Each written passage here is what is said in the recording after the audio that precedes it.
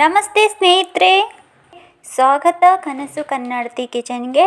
ಇವತ್ತಿನ ಸಂಚಿಕೆಯಲ್ಲಿ ಅದ್ಭುತವಾದಂತಹ ರುಚಿ ಕೊಡುವ ಒಂದು ಸ್ನ್ಯಾಕ್ಸನ್ನು ಮಾಡಿ ತೋರಿಸ್ತಾ ಇದ್ದೀನಿ. ನೀವು ಮನೆಯಲ್ಲೇ ಇರುವಂತಹ ಇಂಗ್ರೀಡಿಯೆಂಟ್ಸ್ ಯೂಸ್ ಮಾಡಿಕೊಂಡು ಈ ಸ್ನ್ಯಾಕ್ಸನ್ನು ಮಾಡ್ಕೋಬೋದು. ತಿಂತಾ ಇದ್ದರೆ ತಿಂತಾನೇ ಇರಬೇಕು ಅಂತ ಅನ್ನೋವಷ್ಟು ರುಚಿಯಾಗಿರುತ್ತೆ ಈ ಸ್ನ್ಯಾಕ್ಸ್. ಒಂದ್ಸರಿ ನೀವು ಮನೆಯಲ್ಲಿ ಟ್ರೈ ಮಾಡಿ ನೋಡಿ. ಹಾಗೆ ಇನ್ನು ಈ ಚಾನಲ್ನ ಸಬ್ಸ್ಕ್ರೈಬ್ ಮಾಡ್ದೇನೆ ನೋಡ್ತಾ ಇದ್ದೀರಾ, ಪ್ಲೀಸ್ ಸಬ್ಸ್ಕ್ರೈಬ್ ಮಾಡ್ಕೊಳ್ಳಿ. ವಿಡಿಯೋ ಸ್ಕಿಪ್ ಮಾಡ್ದೇನೆ ಪೂರ್ತಿಯಾಗಿ ನೋಡಿ. ಹಾಗಾದರೆ ಇನ್ನು ಯಾಕೆ ತಡ, ಬನ್ನಿ ನೋಡ್ಕೊಂಬರೋಣ. ನೋಡಿ, ನಾನು ಇಲ್ಲಿ ಮಿಕ್ಕಿರುವಂತಹ ಅನ್ನವನ್ನು ತಗೊಂಡಿದ್ದೀನಿ. ನೀವು ಬಿಸಿ ಅನ್ನಲಿದ್ದನ್ನು ಮಾಡ್ಕೋಬೋದು ಈ ಸ್ನ್ಯಾಕ್ಸನ್ನು. ನಾನು ಮಿಕ್ಕಿರುವಂತಹ ಅನ್ನವನ್ನು ತಗೊಂಡಿದ್ದೀನಿ. ಅದನ್ನು ಒಂದು ಬೌಲ್ ಆಗುವಷ್ಟು ತಗೊಂಡಿದ್ದೀನಿ. ಈಗ ಈ ಅನ್ನವನ್ನು ಮಿಕ್ಸಿಗೆ ಹಾಕಿಕೊಳ್ಳೋಣ ಅಂತೆ. ಸ್ವಲ್ಪ ಜೀರಿಗೆಯನ್ನು ಕೂಡ ಇದಕ್ಕೆ ಸೇರಿಸ್ಕೊಳ್ತಾ ಇದ್ದೀನಿ. ಇದನ್ನ ಈಗ ಮಿಕ್ಸಿ ಮಾಡ್ಕೊಂಡು ಬಂದಿದ್ದೀನಿ. ಇದಕ್ಕೆ ಸ್ವಲ್ಪ ನೀರನ್ನು ಹಾಕಿ ಈ ರೀತಿಯಾಗಿ ನುಣ್ಣಗೆ ಪೇಸ್ಟ್ ಮಾಡ್ಕೋಬೇಕು. ಈಗ ಈ ಪೇಸ್ಟನ್ನು ಒಂದು ಬೌಲಿಗೆ ಹಾಕಿದ್ದೀನಿ.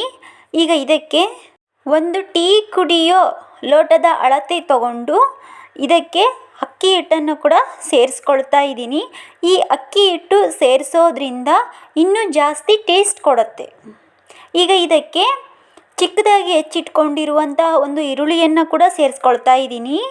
ಈಗ ಚಿಕ್ಕದಾಗಿ ಹೆಚ್ಚಿಟ್ಕೊಂಡಿರುವಂತಹ ಮೆಣಸಿನಕಾಯಿಯನ್ನು ಕೂಡ ಇದಕ್ಕೆ ಹಾಕ್ತಾ ಇದ್ದೀನಿ. ನೀವು ಖಾರವನ್ನು ನೋಡಿ ಹಾಕಿಕೊಳ್ಳಿ. ಕಡಿಮೆ ತಿನ್ನೋರಾದರೆ ಸ್ವಲ್ಪ ಹಾಕಿ ಮೆಣಸಿನಕಾಯಿಯನ್ನು. ಈಗ ಇದಕ್ಕೆ ಕರಿಬೇವನ್ನು ಹಾಕಿದ್ದೀನಿ. ಕೊತ್ತಂಬರಿಯನ್ನು ಕೂಡ ಇದಕ್ಕೆ ಸೇರಿಸ್ಕೊಳ್ತಾ ಇದ್ದೀನಿ. ಇದೆಲ್ಲದನ್ನು ಕೂಡ ಸೇರಿಸಿ ಚೆನ್ನಾಗಿ ಕಲಿಸ್ಕೊಳ್ಳಿ.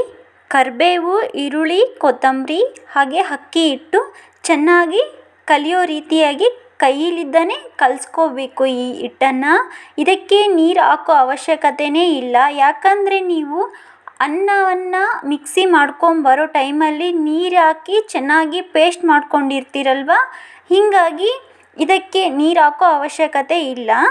ನಾನು ಇದಕ್ಕೆ ಉಪ್ಪನ್ನು ಸೇರಿಸಿಲ್ಲ. ಯಾಕಂದರೆ ಮೊದಲಿಗೆ ಅನ್ನದಲ್ಲಿ ಉಪ್ಪು ಹಾಕಿ ಅನ್ನ ಮಾಡಿರ್ತೀವಲ್ವ, ಹೀಗಾಗಿ ನಾನು ಉಪ್ಪನ್ನು ಹಾಕಿಲ್ಲ. ನೀವು ಬೇಕಿದ್ದರೆ ಉಪ್ಪನ್ನು ಸೇರಿಸ್ಕೋಬೋದು. ಈಗ ಇದು ರೆಡಿಯಾಗಿದೆ. ನಾನೀಗ ಗ್ಯಾಸ್ ಒಲೆಯನ್ನು ಆನ್ ಮಾಡಿಕೊಂಡು ಅದಕ್ಕೆ ಒಂದು ಪಾತ್ರೆ ಇಟ್ಕೊಂಡು ಅಡುಗೆ ಎಣ್ಣೆಯನ್ನು ಕೂಡ ಇದಕ್ಕೆ ಹಾಕಿದ್ದೀನಿ. ಈಗ ಇದು ಚೆನ್ನಾಗಿ ಕಾದಿರಬೇಕು ಎಣ್ಣೆ. ಈಗ ಎಣ್ಣೆ ಕಾದಿದೆ. ನಾವು ರೆಡಿ ಮಾಡಿರುವಂತಹ ಹಿಟ್ಟಿನ ಮಸಾಲೆಯನ್ನು ತಗೊಂಡು ಈ ರೀತಿಯಾಗಿ ಅಂಗೈಯಲ್ಲಿ ಹಾಕಿಕೊಂಡು ನಾವು ಯಾವ ರೀತಿಯಾಗಿ ಉದ್ದಿನ ವಡೆಗೆ ಹೋಲ್ ಮಾಡ್ತೀವೋ ಆ ರೀತಿಯಾಗಿ ಹೋಲ್ ಮಾಡಿಕೊಂಡು ಈ ಎಣ್ಣೆಗೆ ನಿಧಾನವಾಗಿ ಬಿಡಬೇಕು. ಇದೇ ರೀತಿಯಾಗಿ ಎಲ್ಲದನ್ನು ಹೋಲ್ ಮಾಡಿಕೊಂಡು ಈ ಎಣ್ಣೆಗೆ ಬಿಟ್ಟು ಚೆನ್ನಾಗಿ ಫ್ರೈ ಮಾಡಬೇಕು. ಇದು ಫ್ರೈ ಆಗ್ತಾ ಗೋಲ್ಡನ್ ಕಲರ್ ಬರೋವರೆಗೂ ಫ್ರೈ ಮಾಡ್ಕೋಬೇಕು. ನೋಡಿ, ಈಗ ಆಲ್ರೆಡಿ ಕಲರ್ ಚೆನ್ನಾಗಿ ಗೋಲ್ಡನ್ ಕಲರ್ ಬಂದಿದೆ. ಈಗ ರೆಡಿ ಆಗಿದೆ ಅಂತ ಅರ್ಥ. ಇದನ್ನು ಒಂದು ತಟ್ಟೆಗೆ ತೆಗೆದುಕೊಳ್ಳೋಣ ಅಂತೆ. ಈ ಸ್ನ್ಯಾಕ್ಸನ್ನು ನಿಮ್ಮ ಮಕ್ಕಳಿಗೆ ಸಾಯಂಕಾಲ ಸ್ಕೂಲಿಂದ ಬಂದಿಂದ ಮಾಡಿಕೊಡ್ಬೋದು. ಇಲ್ಲಾದರೆ ನಿಮಗೆ ಬೇರೆ ಏನಾದರೂ ವೆರೈಟಿ ತಿನ್ನಬೇಕು ಅನಿಸಿದರೆ ಈ ರೀತಿಯಾಗಿ ಮಾಡ್ಕೊಂಡು ತಿನ್ಬೋದು. ನಿಮಗೆ ತುಂಬ ಇಷ್ಟ ಆಗುತ್ತೆ. ಹಾಗೆಯೇ ಈ ರೆಸಿಪಿಯನ್ನು ಒಂದ್ಸರಿ ನಿಮ್ಮ ಮನೆಯಲ್ಲಿ ಟ್ರೈ ಮಾಡಿ ನೋಡಿ, ನೀವು ಇಷ್ಟಪಟ್ಟು ತಿಂತೀರಾ. ನಾನೀಗ ಒಂದನ್ನು ಈ ರೀತಿಯಾಗಿ ಕೈಲಿದ್ದಾನೆ ಮುರಿದ್ರೆ ಎಷ್ಟು ಚೆನ್ನಾಗಿ ಗರಿ ಗರಿ ಅಂತ ಸೌಂಡ್ ಬರ್ತಾ ಇದೆ ಅಂತ ನೀವೇ ನೋಡ್ತಾ ಇರ್ಬೋದು. ಈ ರೆಸಿಪಿ ನಿಮಗೆ ಇಷ್ಟವಾಗಿದೆ ಅಂತ ನಾನು ಭಾವಿಸಿದ್ದೇನೆ. ಈ ರೆಸಿಪಿ ಏನಾದರೂ ಇಷ್ಟವಾಗಿದ್ದಲ್ಲಿ ಒಂದು ಕಮೆಂಟ್ ಮುಖಾಂತರ ನನಗೆ ತಿಳಿಸಿ.